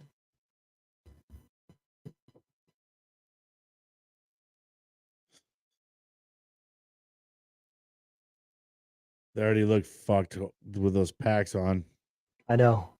and the Kevlars. Oh, the days of those days. Why are you going so slow, internet? Come on. That's why my knees crack everywhere I go. People always know when I'm coming. That shit was close, dude. Hunter, what's going on right now? Getting shot at by single shot Freddy. Oh yeah, I've seen Who's this that? one. I have a feeling he's a blind Afghan man somewhere between the ages of 60 and 75 years old. And he likes to scare the shit out of us with these single shots that he takes.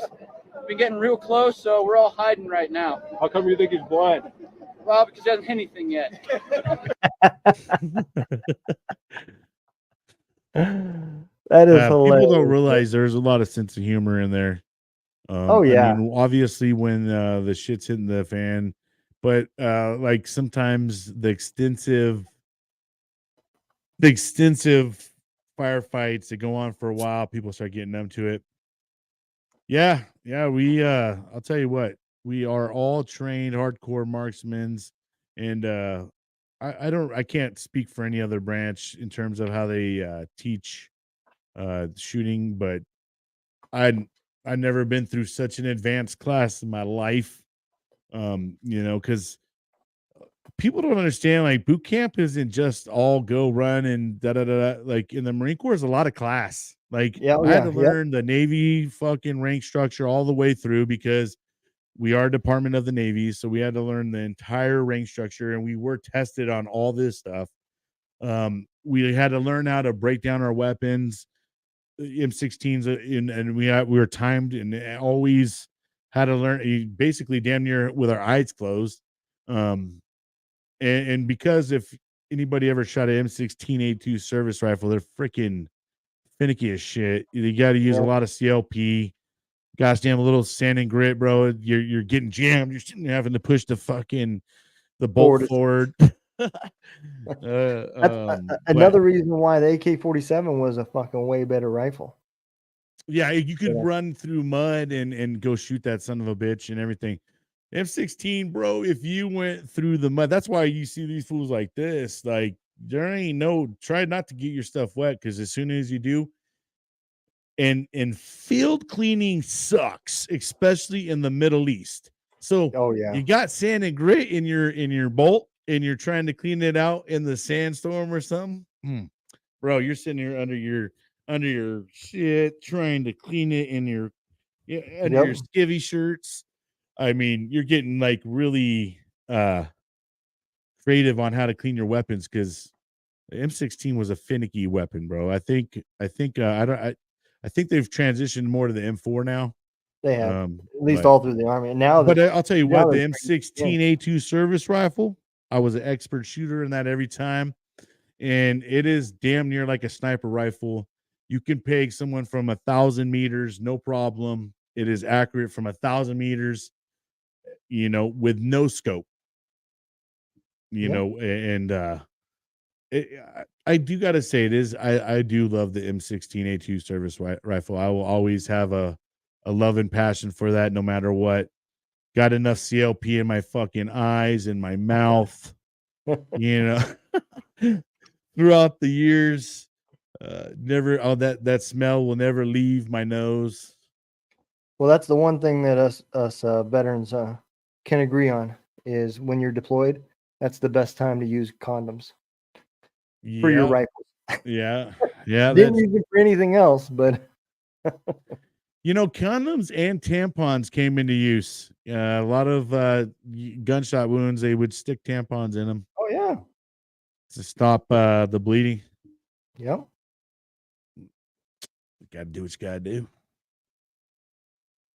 M16 rifle training. He probably did the A1 back then, huh? Oh yeah, it was definitely A1. But did they take him out of the armory? That's the real question. Yeah, man. And that's the other thing. We had a qual every at least once a year, and then once you get expert, they let you kind of go a little bit further out. But hey, Don, is somebody I think you might like with your history is if you go to Spotify and you search Unknown Rider. He's a Coast Guard veteran, but a lot of his songs are like C-130 related because he does a lot of fly. He does a lot of flying. So I seen that pop up in the middle of it. I had to laugh. But yeah. So a lot of his songs I think you would relate to. I think you would like it. He falls under the rock genre, but if you go to Spotify, Unknown Rider, he's an awesome artist. Like I said, he's a coastie. Still serving. Getting close to getting out. Nice. I had a lot of officers that qualified with their 9mm because I was pulling the trigger. They could not. I had a warrant officer. He could not qualify to save his life, man. He would have been or they had him running, or they had him sitting there because in the Marine Corps we have to run the silhouettes and everything for them. Guys over there mark it for them. That works good. It's in, sir. Yeah. Great shot, sir. Another great one. You fucking hit the berm. Yeah. 5.56, man, is the exact same hole as a fucking pin. So, but we did have a guy in basic training that got chaptered for not being able to shoot. They thought it was glasses, so they got his eyes fixed and got him glasses. He still, for whatever reason, man, when he squeezed the trigger, he got scared and would close his eyes every time. So, funny story about me in boot camp and qualification for the rifle range. So when I got into boot camp, obviously you see I wear glasses, right? Well, back in high school, I ditched glasses and shit. I was like, I ain't wearing glasses, right? So I never wore glasses. I even went into the Marine Corps not wearing glasses. Well, when they tested my eyes, they're like, oh, you got bad eyes. So they gave me, and we call them BCs. Yep. Birth control goggles. Because these things are they're the ugliest glasses for reals. Yep. And so when they gave them to me, I was like, put them right into my cargo pants. And when we got dropped into our boot camp and into our actual drill instructors, because we go through a receiving portion when we get into the Marine Corps for a couple of days, and then they drop us into our actual platoon with our real drill instructors. Well, I never let them know I had glasses. Well, comes up to rifle range week. And once I get in the Marine Corps, we start off at 200, then we go to 300, and then we do 500. And we do from each. So like if from 200, you actually do prone, sit and kneel and stand. And then from 300, you don't do prone no more. And then it's or no, you don't do kneel or something. One of them, you just each iteration, it kind of you take out a little bit as you go further back. But when I got to the 300 yard mark, I'm sitting there looking at the fucking thing. I'm like, oh my gosh, bro, it is so bad. I can't see shit. Yeah. And I'm trying to put the front side. You're supposed to only get the very smallest tip of the front side post, in your rear side post, right? And then as I'm aiming down, I'm like, oh my gosh. So I had to sit there and I whipped him out. And that's the only time I got him by. And the drill instructors never caught it. They never caught that I just did that real quick.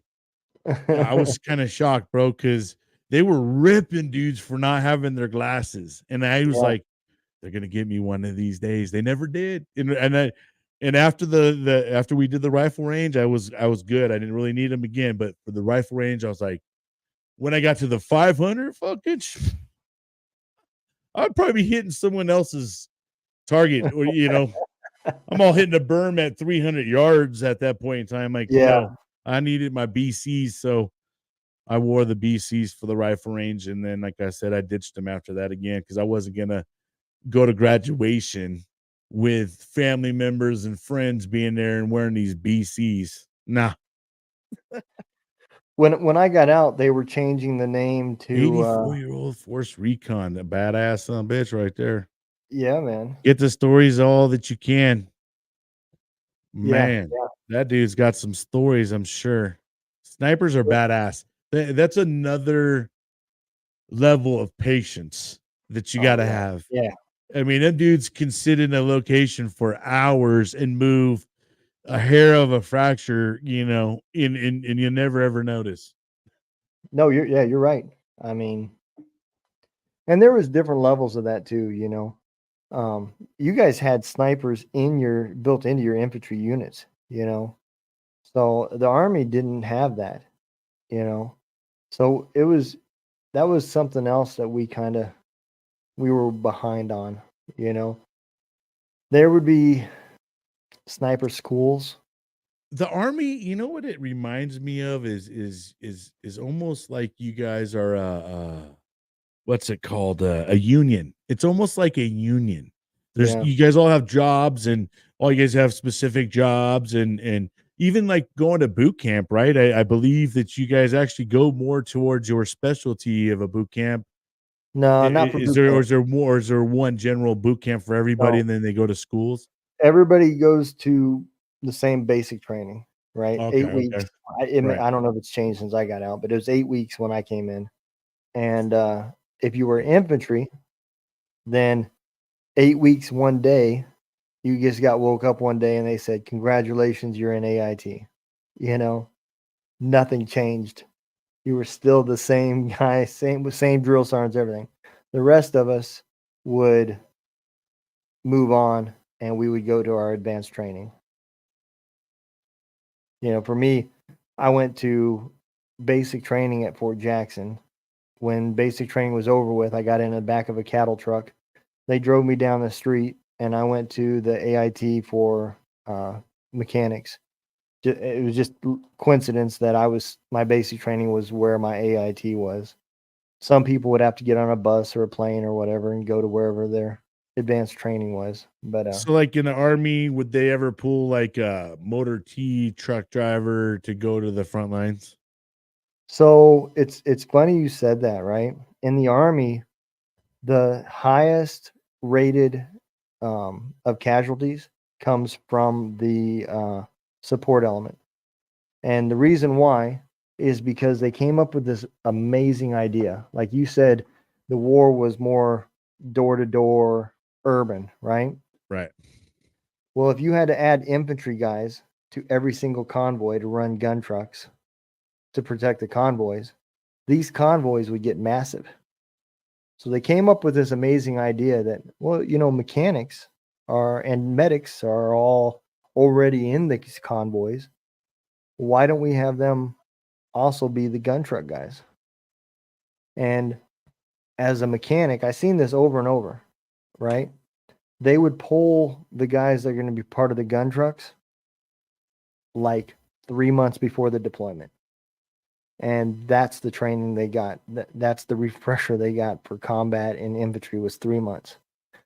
So it makes sense why a lot of the casualties, why we had such a high casualty rate, because we weren't trained. You know, up to that point, you know, in my MOS, you were working your ass off trying to get the equipment ready to be deployable. And then 3 months before that, they pull you and they say, okay, these are the guys that are going to be part of the gun truck. And it's usually the guys that did really good on their PT test or whatever. Had nothing to do with their weapons qualification. They still had, up to that point, had only gone to the range twice a year, you know, and you get a battle class of IEDs and TTPs and ROEs and all that shit. And then, oh, by the way, now we're going to teach you how to run up and down along the side of a convoy and how to shoot from a convoy. Contact, if how to react if you get contact left, contact You can't right. learn that shit in 3 fucking months. Mm-mm. You know? But see, in the Marine Corps, that's basically all of our training is geared toward being attacked, being ambushed, you know, doing our jobs as well. Like, you know, so I'm supply bubba. But all of my training was always geared toward us being attacked and how do we react, how to, you know, and shooting, But you constantly guys were also muscle part of the memory. Navy. What's that? You guys were also part of the Navy, so you would get some of their support elements integrated with you guys, like your corpsmen and stuff like that, Our right? corpsman was docs, yeah. So we had a couple embedded, you know, a platoon basically It all depends. Like, it depends on the elements. Like where I was, we were considered frontline support. So Mhm. even though we're supply, we're attached to grunt units, which Right. are the guys fighting in the front. So now we got to be that combat element. So we're always on combat ready. And that's something that all of our training is always geared for, is always combat related and combat readiness, like no matter what we're doing. So like, hey, when you go to do this convoy, you know, you're not just going there to deliver these items, but you're going to be attacked. 100, you know, always expect to be attacked 1,000%, Yeah. you know. And so, you know, our supply guys got to know how to run those 50 cals on the, you know, they got to know how to drive the 7 tons and the Humvees, and they got to know how to react when there's contact left, contact right. The front vehicles got to know what they're doing. The back vehicles got to know what they're doing. You know, you got every vehicle has an A driver, and the A drivers all have a responsibility in the Marine Corps. You know, so you know, that's one thing in the Marine Corps is that we just get, and also we're a small force. We are a small Yeah. force, so we are expected to know and learn a lot of other jobs, right? So that's, you Right. know, they could be like, "Hey, fucking whoa, blah, blah, blah, blah, blah, blah. You 10, come fucking with me. You guys, we're going over here, and I need you to do this. This is what you're gonna do." Right. Holy shit, I didn't go to school for that. I don't give a fuck. This is what I need you to do, right? You know, they took cooks out of the kitchen and did the same thing, man. I mean, them dudes had to go work. Some of the most kills were band members, you know, from the United States Marine Corps band. You know, You know, it's you know, funny you mentioned cooks.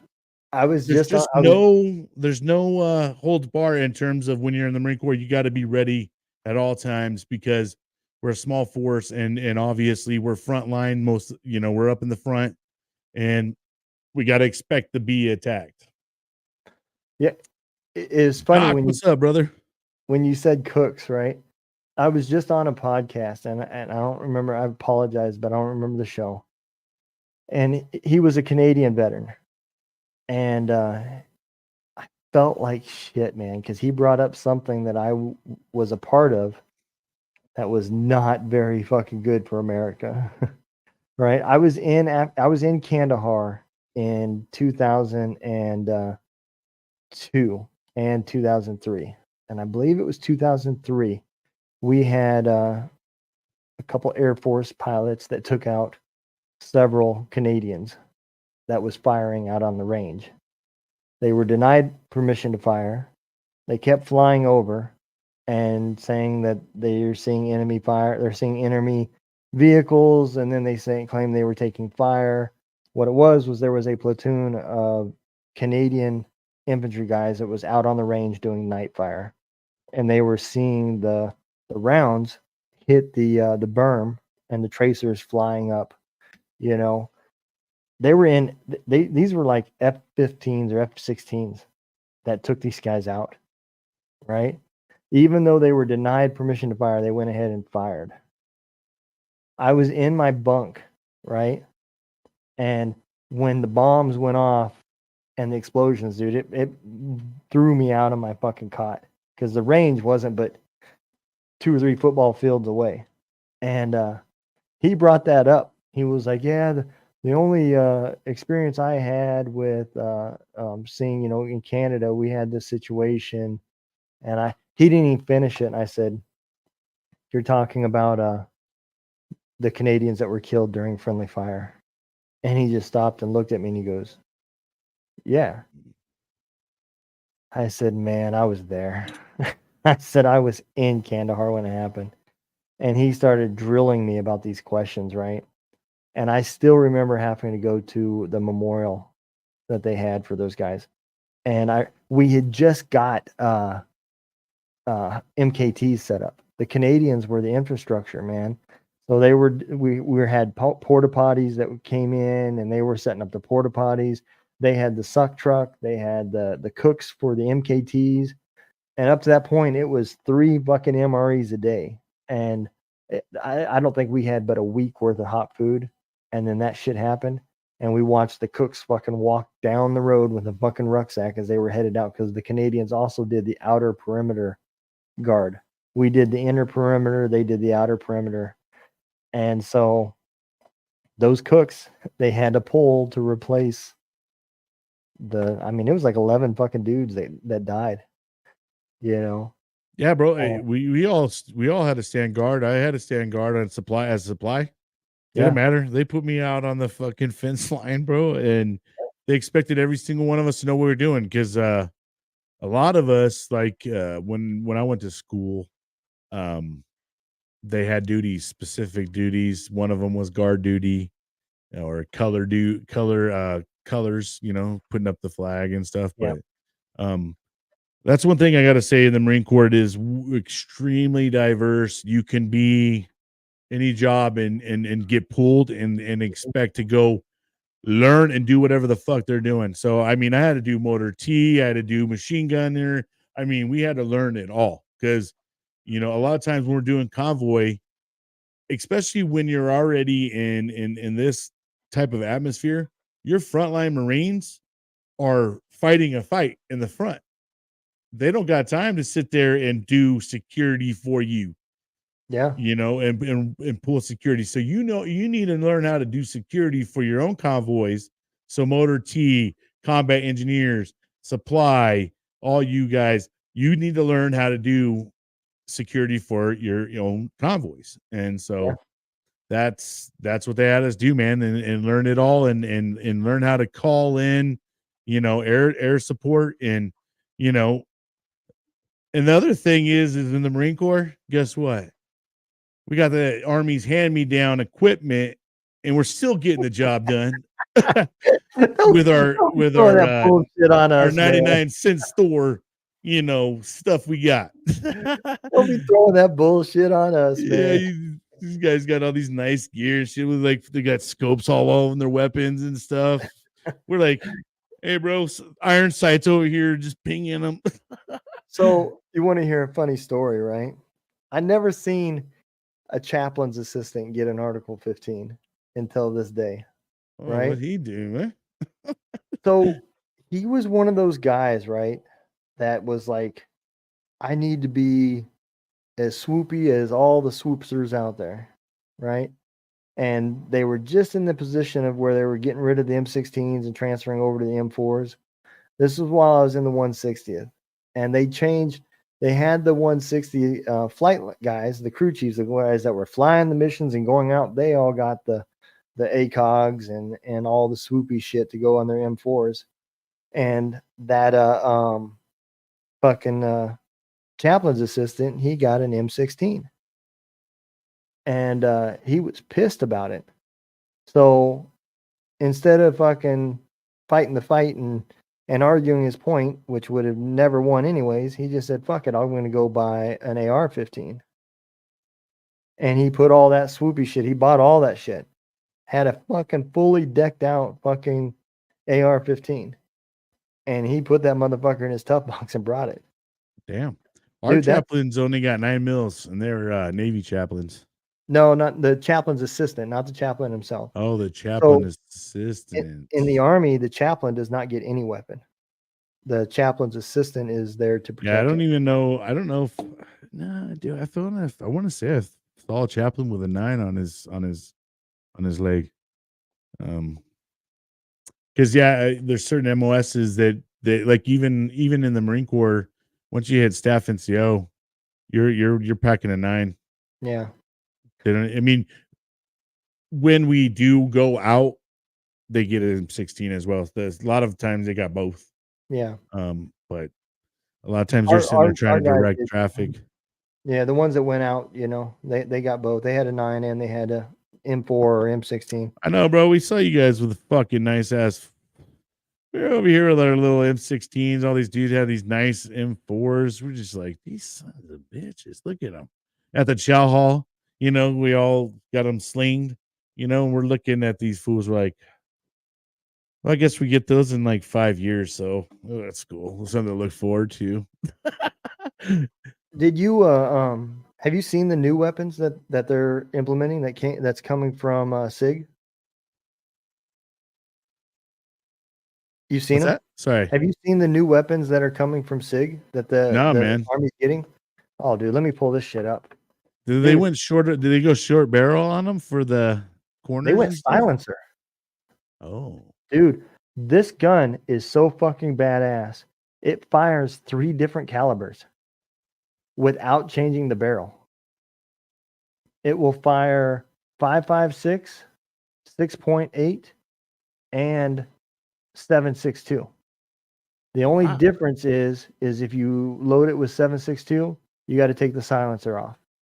The 6.8 and the 5.56 will go through the silencer, right? Let me pull up this fucking gun. So the civilian version, you can get it from SIG in the civilian version. I already Googled it. It's 9K, right? Oh, damn. So I can't That's afford a it. pretty penny. But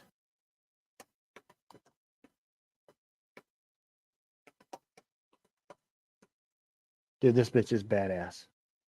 It is the XM7, right? So let me pull up an image of this bitch. Oh, I got wood just looking at it. All right, let me share this. Dude, this is gonna make you sick.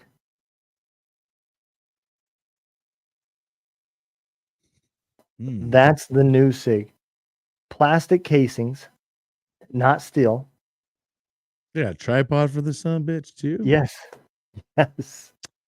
Golly. Dude, they It can almost looks carry like more. it almost looks so fake. It looks like airsoft, bro. Gosh. So the casings are all 6.8, and then they neck them down to whatever the What is that, bullet like a is. 60 round?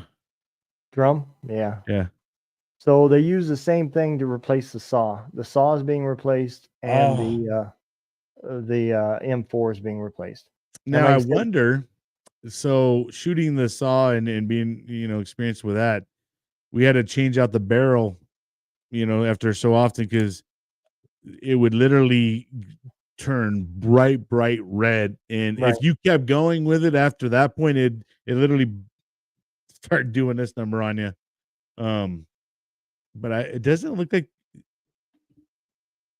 you need to change out the barrel on that thing, or does it have different extensions? I can't tell. No, you do not have to. And like I said, the casings are plastic. They're not steel. So they did that. Imagine how accurate that could be. Dude, With some fives. Oh yeah. You probably feel little to no recoil with that sucker the way that I see. It's so badass, man. The only thing that I guess I wonder from a tactical standpoint, is it the same length as maybe it is shorter. It is the same. It is shorter. It's just a little bit shorter, not very much, but it is like 2 pounds fucking lighter. Well, that would have been nice in boot camp to have 2 pounds lighter because that booger finger thumb that they always made us do, like when we were in trouble in the Marine Corps boot camp, is they always made us hold our M16s out in front of us. Look at those fucking rounds. Gosh damn. And like I said, it's supposed to be fucking plastic casing so that they can carry more ammo. I wonder what the fire rate is on that bad boy. I already see there's a different muzzle on that one. Oh yeah. They got all sorts of variants, man. So that might be the silencer right there. Like, look at this one. There's the 240 replacement. See, that's more for like long distance. Fuck some shit up. Yep. Let her rip. Damn. Isn't that badass though? 9K, and you too can own one. The technology now, man. You know what I mean? It's awesome. I am thrilled to death that the Army went to SIG and they finally quit going to like lowest fucking bidder. But SIG makes I'm a big SIG guy. I love 6 Hour. I get it. It's the Nike of guns and you buy the name. I get it. But they do make some quality ass fucking weapons. Nice. Oh yeah. I want one. Yeah, now you got me wanting one. Yeah, $9K though, man. That's fucking insane. Oh, Especially for an AR platform gun. Yeah. That's crazy. All right, brother. Well, I got to get ready to head off, man. But this Yeah, has been man. fun, and Yeah. appreciate We the can do- hangout. We got to do this at least once a month or something. That's what I was just getting ready to say, man. We have to do at Yeah. least once a month, man. Get all these. And now that podcasts- we're building up MUPs, we'll start involving all the MUPs podcasters. Absolutely, man. And if you're watching this and you have a podcast and you want to be a part of MUPs, hit us up. Hit us up. We're always looking for our veterans out there. We want to put you in front of as many people as we can. That's our goal. And just give you guys an avenue to have happiness, to share your stories. It's just for each and every one of us, we could tell you it's very much like therapy. Yeah. Except you don't got to go talk to somebody. You get to sit in your own house and kind of do it. So it's kind of nice. And there's some cool benefits to it too.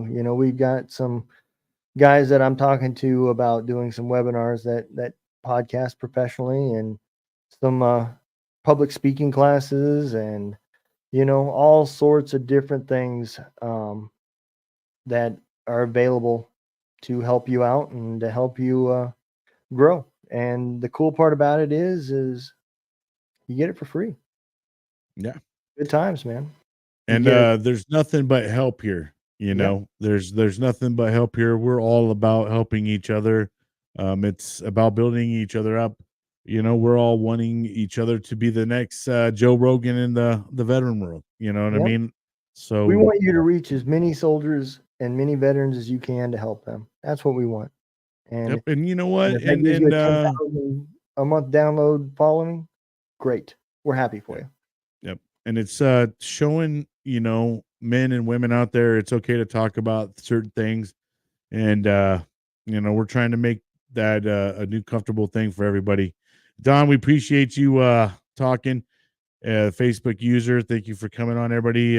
We appreciate you guys. It's people like all of you guys that watch the shows, constantly interact with us.